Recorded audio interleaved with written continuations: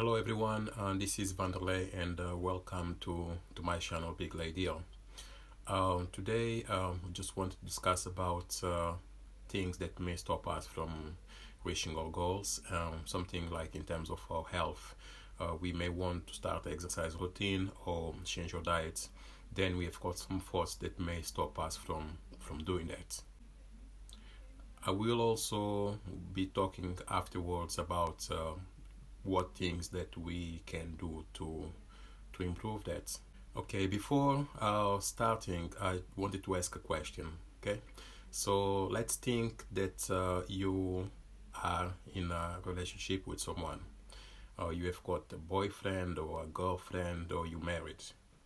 Okay, what is your share, uh, your responsibility? So, what is your proportion of responsibility to make that relationship work? So is it like 50% you, 50% your partner? Is it 25%? Is it 75% you? Or is it 100%? Okay. So if you please could just pause me for a second while you think about it and then play it again. And if you want to share your answer with me, just please, just leave me a message below or send me a private message. Okay. Okay, the answer for that question is 100%. 100% because we can't really control what other people do, so we can't tell someone else what to do. We can try to persuade, there are different ways to try to persuade someone, or we can try to make suggestions, but ultimately the decision is that person. So the same as the decision about what we do belongs to us. Okay, we may not like that our partner will be throwing the socks on the floor when they come home tired from work. We may not like that they're not washing the dishes or they're not looking after the kids long enough. But unfortunately, this is something that we can't force the other person to do. So in this case, we are both 100% responsible. So each of us 100% responsible for our actions in the relationship. So we are both responsible to make it work 100%. And when it comes to health, so what is your responsibility like about it? My understanding is also is 100%, so it's the same because we go to the doctor. So let's say that we go to the doctor with a chest pain, or that we have got like flu or some symptoms. We go to the doctor, we see the doctor will give us options. Okay, doctor will say, okay, I believe this is what you have. So the doctor will try to bring a diagnosis. Yeah, so I believe that you have got the flu. So the solution is you may need to take that antibiotic or medication for, let's say, 14 days. You can take paracetamol or ibuprofen, or you can try to change your diet and just wait for something. So drink like lemon tea with honey and things to see if it will improve. You have choices. The doctor will give you all the possible choices, but the ultimate decision is yours. Then let's say that you choose the option of medication. So you go home with that medication. You are now responsible to either take it or not take it. So you can ask someone to help you with that, but the ultimate decision of taking that medication like regularly, let's say in the morning, afternoon, and evening, is still your decision. So ultimately, unless of course if there's any other reason why, in terms of lack of capacity or something like that will not like make you be able to make that decision, the ultimate decision is yours. So you are also, or we are also 100% responsible for that as well. Now talking about our goals, one of the things that may stop us from like to reach what we want to do is our thoughts. So let's think about the situation again. So now we have Christmas coming and New Year's. So we enjoy the Christmas and New Year's as much as we can, eating everything that we want. And then we make a decision to say, okay, this is the new year, so the 2nd of January I'm going to start going to the gym. Okay, so this is what we plan to do. We then start going 1 week, we go the second week, and we suddenly like go maybe even 3 weeks, and then we stop doing that. So what happened? What is the reason? Okay, there's many explanations for that, but I will try to just to mention today about like thoughts. Some of the thoughts can be even more. There's a wide variety of things. We are all different people, and reasons will be different for each one of us. But let's try to focus about the negative thoughts at the moment. Unfortunately for us, our body is is made to store energy. So we will store glucose for like when it's emergency, fight, flight, etc. Our body is naturally designed, I will say, to be lazy by nature, because like we try to store as much energy we can. Then so we start going to the gym. We will start building the acid, like lactic acid in our body, and this is how our body will start feeling pain as well. Pain is something subjective as well, because let's take the experience of like feeling pain. Some people will take the lactic acid as a way of showing, like to prove to themselves that they're doing a lot of good exercise, doing a lot of exercise, and other people will take it as a way of like, no, I'm not going anymore, feeling too much pain, and so that's it. We then can create numerous excuses. We can think about like, oh, it's too early to wake up, the gym is too far from me, I don't have anyone to look after my kids, so it's too late, I have to go to work today, or we can think about every possible excuses. I'm feeling pain, yes, so I don't really know, maybe tomorrow, let me try to do it again tomorrow. We can continue over and over. Then so this is about our internal negative thoughts. Then we can have like external negative thoughts as well, in terms of what other people will like do that will stop us from achieving what we want to do. For example, I will share with my friend and say, okay, so this is my resolution for this year, so I'm going to start going to the gym. And this friend will say, I did try actually to do this many times. It never worked with me. So I always promise myself next year I will be healthier, but I just can't do it. Or so I had to lend you money before, so how are you going to pay for that? So you need to pay my money first. Or yeah, I know. So yeah, you told me this last year as well. I know that you are not going to do it. So it's always the same. So always the same over and over. You keep on telling me the same thing, but you never do. What about your kids? I can't look after them for you. So, who's going to look after your kids?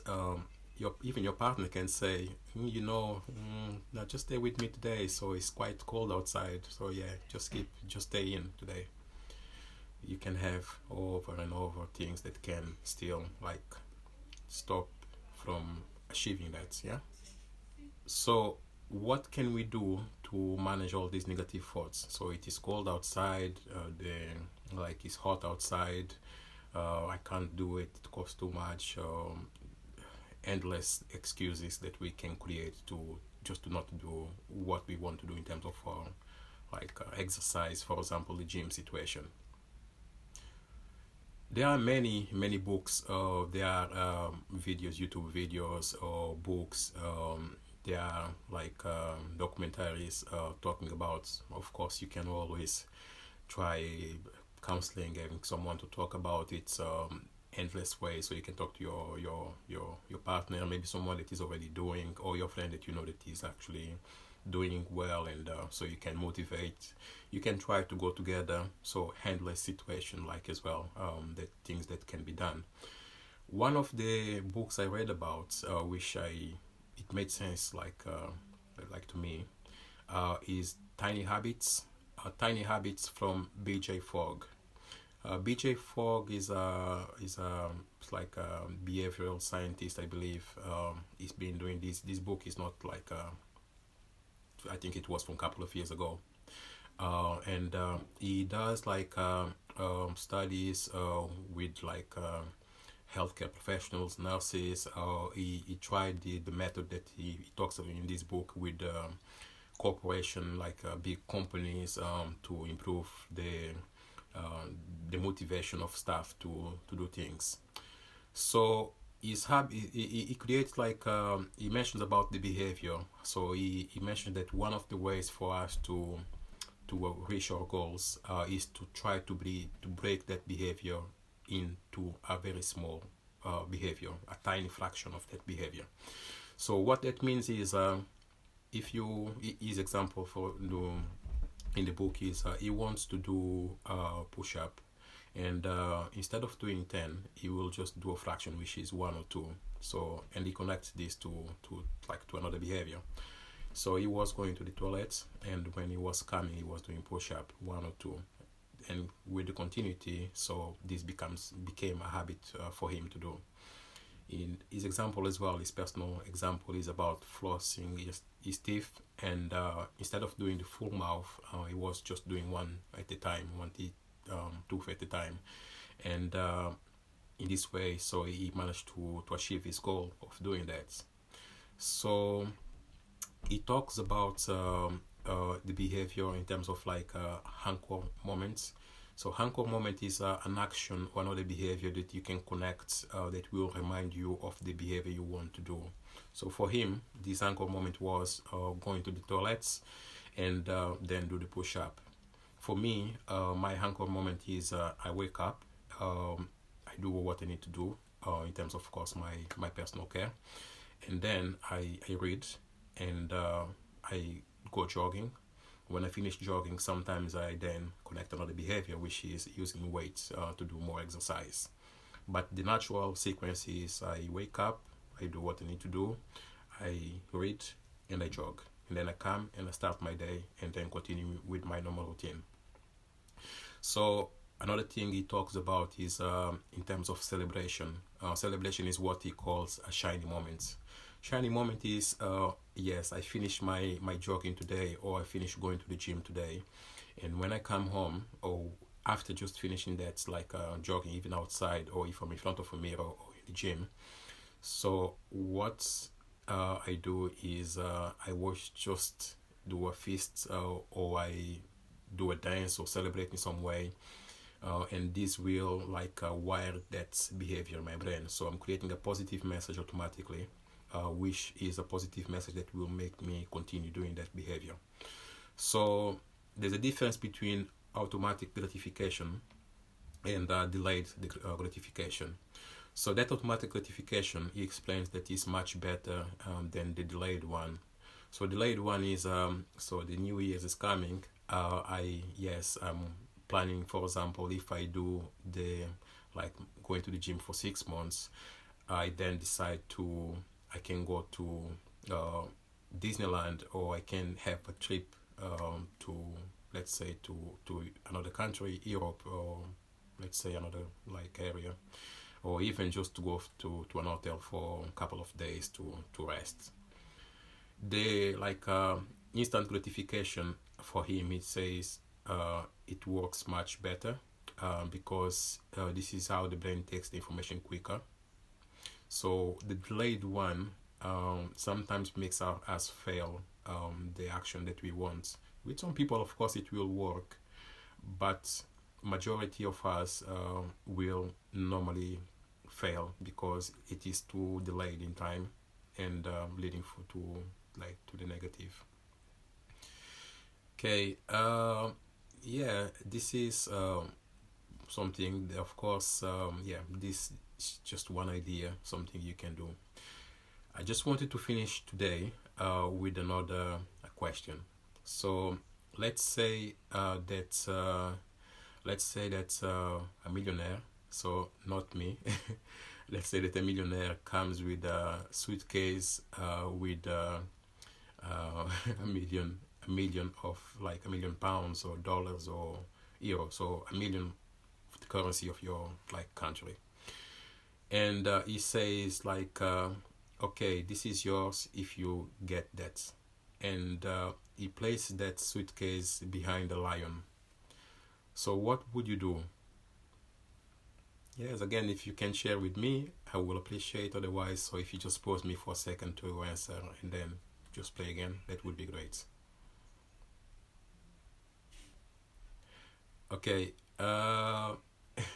that's for me. I would try to, as soon as possible, to shake his hand or ask to sign a contract without asking any more questions, because it's quite vague. But the main thing is that we need to act as soon as possible. So if it's not saying that we can't use a car, for example, to go and get it, because I would use just a car, go to the back behind and find a way to distract the lion and take it. Or you, of course, you can also try to pay someone to distract the lion and get it for you, or even someone to get it for you. Or you can try to ask someone to use a tranquilizer to just to without harming the animal to take it. So your mind can be creative, but the main thing is that you need to take actions. And what I mean by that is, so if you want to start something, it's better to start, and the best way probably is to start it small, break it in small. So if you want to go to the gym, maybe consider first going for a walk around the block, or even going to the gym instead of going for full membership. Just go for one day, one class a week, or just one day a week for starting until you get used to. Okay. All right.